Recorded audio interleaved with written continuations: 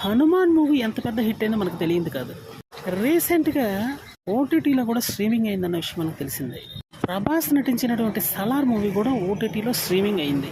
అయితే ఇక్కడ ఇప్పుడు ఈ విషయం ఎందుకంటే 57.35% ఎక్కువగా సలార్ కన్నా హనుమాన్ మూవీకి ఎక్కువ టీఆర్పీ రేటింగ్ వచ్చిందనమాట.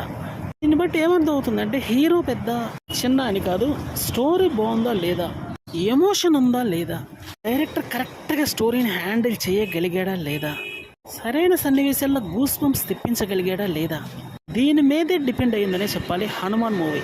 సాంగ్స్ కూడా 1-2 సిచ్యువేషనల్గా కూడా అట్రాక్ట్ చేసేయా లేదా, ఇవి కానీ కరెక్ట్గా కనెక్ట్ అయ్యింటే సలార్ మూవీ కూడా భారీ హిట్ కొట్టేది. కానీ అనుకున్నంత రేంజ్లో అయితే ఆడలేదన్న విషయం మనకు తెలియదు కాదు.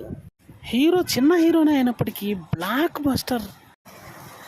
ఈ క్రెడిట్ అంతా కూడా ఖచ్చితంగా ఈ మూవీ డైరెక్టర్కి అయితే ఇచ్చి తీరాల్సి ఉంటుంది. అంటే ప్రశాంత్ వర్మకి అయితే ఇవ్వాలి. ఇది మాత్రం ఒక తిరుగులేని సంచలన మూవీ అనే చెప్పాలి కూడా. కాబట్టి ఇక్కడ స్టోరీ బాగుంటే చాలు, హీరో పెద్ద చిన్న అన్నదాంతో ఎటువంటి సంబంధం లేనే లేదు అని మరోసారి నిరూపితమైంది. అందుకని టీఆర్పీ రేటింగ్ ఎదిరిపోయిందని చెప్పాలి.